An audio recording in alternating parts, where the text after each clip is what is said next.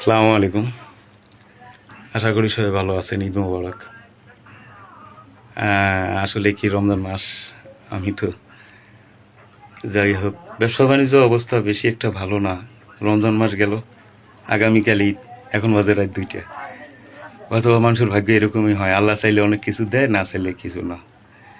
হয়তোবা সামর্থ্য হয়নি এই বছরে আমার ছেলে মেয়েদের কাউরে কিছু দিতে, বা পারিনি হয়তোবা আমার ভাই বোনদেরকেও কিছু দিতে পারিনি। আসলেই আমি হয়তোবা পয়সা পাতির দিক দিয়ে একটু কষ্টে আছি, ব্যবসা বাণিজ্য ভালো না। এই কারণে আমার আপন বড় ভাই, সেও একসময় ফোন দিয়ে বলেনি যে শ্যামাই চিনি কিনছো কিনা। হ্যাঁ, গতকালও 2-3 বার ফোন দিয়েছি, আজকে 2-3 বার ফোন দিয়েছি, ধরেনি। বোনেরা কেউ ফোন দেয়নি, ফোন দিলেও ধরে না। যাই হোক, তাতে কোনো কষ্ট নেই। চিন্তা করলাম হয়তো বা সকালে যেমনি হোক আল্লাহ শ্যামাই চিনি খাওয়াবে। তাও তো পয়সা ছিল না।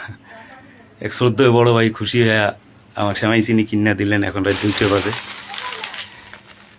উনি হলো মামুন ভাই, খিলবাইটেক, শাহজাদপুর। অথচ আমার অনেক বড় বড় ভাইয়েরা আছে, হয়তোবা আমি জীবনে তার উপকার করতে না পারলেও ক্ষতি করিনি।